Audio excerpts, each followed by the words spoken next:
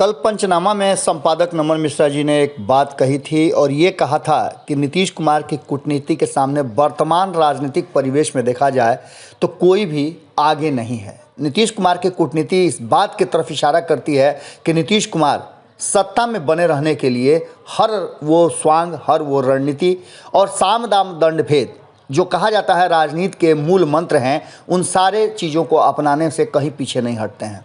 बदली हुई परिस्थिति में नीतीश कुमार ने भारतीय जनता पार्टी के जो मुखिया हैं प्रधानमंत्री नरेंद्र मोदी, उनके एक शब्द से देश में राजनीतिक उथल पुथल मचा दिया है। आपको बता दें कि जैसे ही 2015 में आपको याद होगा कि नीतीश कुमार के डीएनए पर सवाल खड़ा किया और डीएनए शब्द कहते ही भारतीय जनता पार्टी को सत्ता से बेदखल होना पड़ा था बिहार में। इसके लिए क्या कुछ नहीं हुआ था। नीतीश कुमार के पुराने और सबसे जो कट्टर दुश्मन थे, उन्होंने भी अपने बाल और नाखून सैंपल के रूप में दिए थे कि बिहार का डीएनए कैसा है, इसकी जांच की जाए। अब बदली हुई परिस्थिति में उस डीएनए को लेकर के जितनी बवाल हुए थे, उसके बाद नीतीश कुमार सत्ता में आए और उसी भारतीय जनता पार्टी को मजबूर कर दिया कि वो उनके साथ आ जाए और भारतीय जनता पार्टी के साथ महागठबंधन की सरकार से बाहर निकल करके 2 साल के अंदर में फिर से एनडीए में चले गए। भारतीय जनता पार्टी बैकफुट पर थी क्योंकि नीतीश कुमार की संख्या भारतीय जनता पार्टी से ज़्यादा थी। 2020 में सब कुछ बदल गया, नीतीश कुमार पीछे हो गए, लेकिन भारतीय जनता पार्टी को हिम्मत नहीं हुई और ये कूटनीति थी नीतीश कुमार की कि जिसने कहीं ना कहीं भारतीय जनता पार्टी को हिम्मत नहीं करने दिया। नीतीश कुमार कम सीटों के बावजूद भी मुख्यमंत्री बने और भारतीय जनता पार्टी के साथ मंत्रिमंडल में भी अपने हिसाब से मंत्री बनाए। भारतीय जनता पार्टी यहाँ भी चाल चल गई और नीतीश कुमार के पुराने साथियों को उनसे दूर कर दिया, जिससे कि नीतीश कुमार कमज़ोर हों।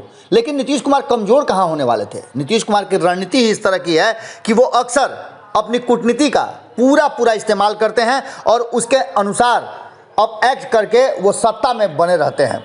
दिल्ली में नीतीश कुमार गए थे और ये शब्द इस बार भी नीतीश कुमार के लिए प्रधानमंत्री नरेंद्र मोदी ने कहा, वो था नीतीश कुमार जीवित समाजवादी हैं और सबसे बड़े समाजवादी हैं। इस शब्द को भुनाने में नीतीश कुमार ने जरा भी देर नहीं की। दिल्ली गए, वहां बैठकों का दौर शुरू हुआ और कई नेताओं से मिलने के बाद अपने पुराने दुश्मनों से भी मिले। यहाँ तक कि उन्होंने प्रशांत किशोर, जो उनकी पार्टी से अलग हो गए थे और उनसे नाता तोड़ लिया था, उनसे भी मुलाकात किया और मुलाकात के बाद चर्चाएं शुरू हो गई। जिस दिशा में गाड़ी जानी थी, बिल्कुल उसके विपरीत दिशा में प्रचार शुरू हो गया कि ये गाड़ी इस दिशा में जाएगी। राष्ट्रपति का नाम लिया गया कि राष्ट्रपति बनने के लिए नीतीश कुमार को ऑफर आ रहे हैं। इसकी चर्चा शुरू हुई और उसके बाद से नीतीश कुमार का जो मुख्य काम था वो उन्होंने कर दिया। प्रशांत किशोर से मुलाकात के बाद उन्होंने कहा कि ये व्यक्तिगत मुलाकात थी, इसे राजनीतिक रंग नहीं दिया जाए। लेकिन जैसे ही दिल्ली से आते हैं नीतीश कुमार, उसके बाद से प्रशांत किशोर का एक्ट शुरू हो जाता है और दिल्ली से लेकर के मुंबई तक और इस देश की अलग अलग जगहों पर लोगों का मिलना जुलना शुरू हो जाता है। भारतीय जनता पार्टी के विरोध में जितने भी राजनीतिक दल और नेता हैं, वो सारे आपस में एक बार फिर से, जो आज से 6 महीना पहले मुलाकात का दौर शुरू था, उस तरह से फिर शुरू हो गया है। चंद्रशेखर राव, जो कि तेलंगाना के मुख्यमंत्री हैं, वो जा कर के शरद पवार से मिलते हैं। इसके ठीक पहले इन सारे लोगों से मुलाकात प्रशांत किशोर करते हैं और इस मुलाकात के बाद नीतीश कुमार से मुलाकात होती है। ऐसा नीतीश कुमार का चेहरा बता रहा है कि नीतीश कुमार ने प्रशांत किशोर के साथ हुई बातचीत के बाद अपनी सहमति दे दी है और ये सहमति आप समझ सकते हैं कि किस बात की होगी। नीतीश कुमार आखिर विपक्ष के राष्ट्रपति उम्मीदवार बनेंगे तो क्यों बनेंगे और इसके पीछे की रणनीति क्या होगी। नीतीश कुमार कभी भी हारने के लिए अपनी राजनीति और कूटनीति नहीं अपनाते हैं।